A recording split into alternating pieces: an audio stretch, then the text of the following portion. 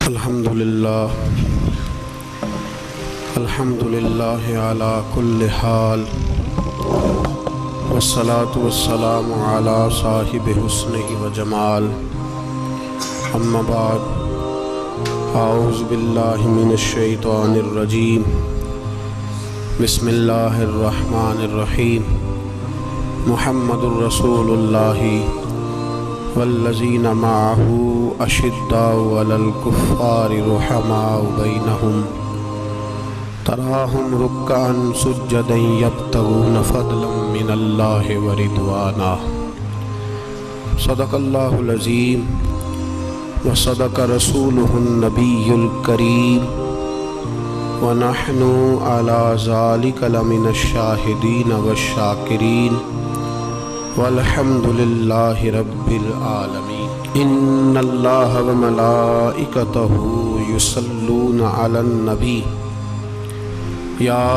ایہا الذین آمنوا صلوا علیہ وسلموا تسلیما الصلاۃ والسلام علیک یا رسول اللہ وعلی آلک واصحابک یا سیدی یا حبیب اللہ الصلاۃ والسلام علیک یا سیدی یا نبی اللہ وعلی آلک واصحابک یا سیدی یا نور اللہ اللہم صلی علی سیدنا و مولانا محمد معدن الجود والکرم وآلہ وصحبہ وبارک وسلم۔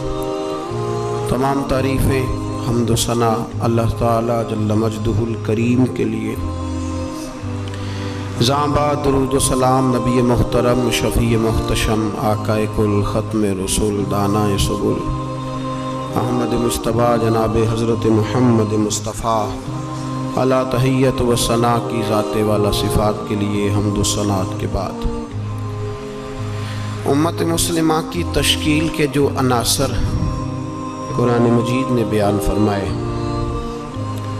اور اس امت کی جو صفات خود رب کریم نے بیان فرمائی، سورہ فتح کی آیت نمبر 29 میں اللہ تعالیٰ نے فرمایا محمد الرسول اللہ، محمد صلی اللہ علیہ وسلم اللہ کے رسول ہیں، والذین معہ اور جو ان کے ساتھ ہیں، اشداء علی الکفار وہ کافروں پر سخت ہیں، رحماء بینہم آپس میں بڑے رحم دل ہیں، تراہم رکعا سجدا یبتغون فضلا من اللہ ورضوانا، فرمایا آپ انہیں رکوع کرتے ہوئے دیکھیں گے، سجدہ کرتے ہوئے دیکھیں گے، اللہ کا فضل اور اس کی رضا تلاش کرتے ہوئے دیکھیں گے۔ اللہ کریم نے جو صفات بیان کی خاص توجہ کے ساتھ اور تھوڑی سی اس کی گہرائی میں ذرا توجہ فرمائیے گا کہ جو ترتیب قرآن پاک نے عطا فرمائی، فرمایا والذین معہ جو ان کے ساتھ ہیں، ان کی پہلی صفت یہ ہے کہ اشداء علی الکفار وہ کافروں پہ سخت ہیں۔ پہلی صفت کیا ہے؟ نماز روزہ حج زکوٰۃ، اشداء علی الکفار کہ وہ کافروں پر سخت ہے، رحماء بینہم دوسری صفت یہ کہ وہ آپس میں رحم دل ہیں، تراہم رکعا سجدا پھر آپ انہیں دیکھیں گے رکوع کرتے ہوئے اور سجدہ کرتے ہوئے۔ تو نماز کا ذکر تیسرے نمبر پہ آیا، رکوع سجود کا ذکر ایمان کے بعد جو پہلی بات ارشاد فرمائی وہ ہے اشداء علی الکفار کہ وہ کافروں پر سخت ہے، کافروں پر وہ، یہ پہلی صفت ہے اہل ایمان کی۔ اعلیٰ حضرت فاضل بریلوی رحمت اللہ تعالیٰ علیہ ہمیں سبق دیتے ہیں، فرماتے ہیں دشمن احمد پہ شدت کیجئے، دشمن احمد پہ اشداء علی الکفار، دشمن احمد پہ ہلکی پھلکی ان کے ساتھ نفرت نہیں، یہ قرآن مجید کا سبق ہے، دشمن احمد پہ شدت کیجئے، ملحدوں سے کیا مروت کیجئے، جو بے دین ہو جائے وہ مروت کے قابل۔ ہمارا عجیب معاملہ ہے، وہ ہمارے بچے کاٹتے ہیں، ہم کہتے ہیں نہیں بات بیٹھ کے کرنی چاہیے، وہ ہمارے ٹکڑے کر رہا ہے، خون پی رہا ہے، ہم کہتے ہیں نہیں ٹیبل ٹاک کرنی چاہیے، ہم نے بات کی ہے، سفیر کو بلایا تھا، یہ کس قسم کی گفتگو ہے بھائی؟ وہ تیرا خون پی رہا ہے، تو جواب میں کہہ رہا نہیں نہیں وہ ہم نے بات کی ہے اقوام متحدہ میں، کل پرسوں بیٹھیں گے آپس میں گفتگو کریں گے، صحیح ہو جائے گا مسئلہ۔ اشداء علی الکفار، اہل ایمان مومن کی پہلی صفت اللہ نے یہ بیان فرمائی کہ وہ کافروں پر وہ سخت ہے، پہلی صفت یہ ہے۔ من احب للہ و ابغض للہ و منع للہ و اعطى للہ فقد استکمل الایمان او کما قال صلی اللہ علیہ وسلم۔ حضور نے فرمایا اگر اللہ کی رضا کے لیے محبت کرنا ایمان کا حصہ ہے تو بغض رکھنا بھی ایمان کا حصہ ہے۔ اللہ کی رضا کے لیے بغض رکھنا بھی، یہ جو جذبہ ہے نا کفر کے خلاف جذبہ، یہ ایمان کی بنیاد ہے۔ لوگ کہتے ہیں اسلام محبت سکھاتا ہے، اسلام، بھائی کون کہتا ہے اسلام نفرت سے؟ اسلام سکھاتا ہی محبت ہے، اسلام سکھاتا ہی۔ لیکن میرے بھائی یہ تو بتلاؤ نا صاحب کہ وہ جو جڑی بوٹی فصل کے ساتھ اگاتی ہے اس کا رنگ ہرا نہیں ہوتا؟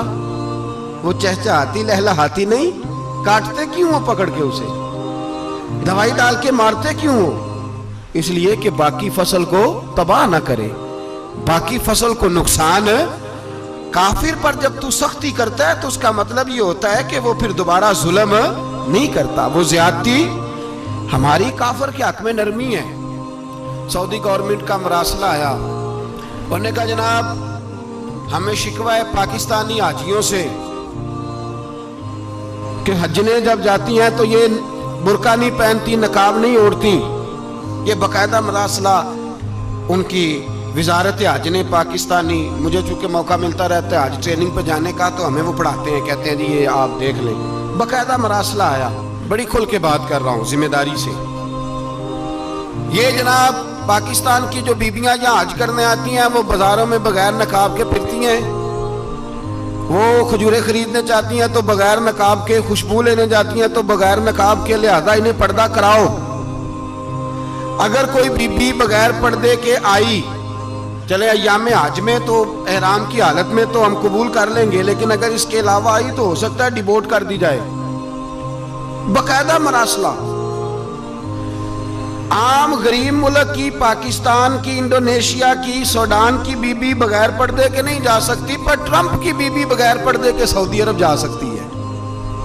ہم تو چپ کر گئے ہو نا، ویڈیو میری پہ بندی ہے، تہاڈی نہیں، فکر نہ کریں، میں سچی بات کر رہا ہوں، سچی بات اور کھری کر رہا ہوں ذمہ داری سے۔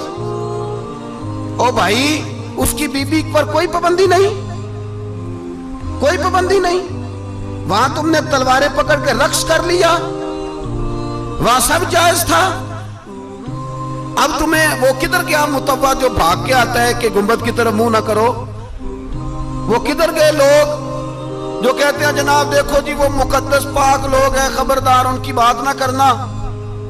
کلیجہ روتا ہے، دل خون کے آنسو روتا ہے۔ اتنا بڑا حج کا اجتماع ہوا ہے، تمہیں کوئی توفیق نہیں تھی تو وہاں کہنا تھا اس کو، حج پڑھانے والے کو، خطبہ دینے والے کو کہ برما کے لیے دعائی کر دے، کہنا تھا اسے فلسطین کے لیے۔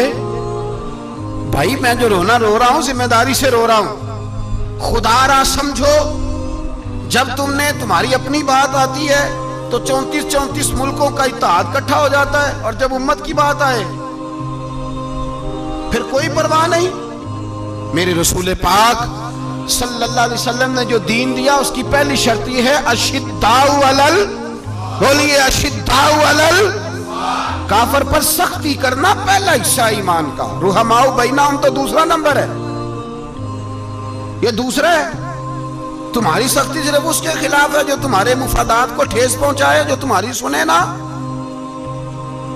حضرت سیدنا فاروق اعظم رضی اللہ، میں تفصیل سے بات کروں گا اگلے جمعے جناب فاروق اعظم کے احوال پر۔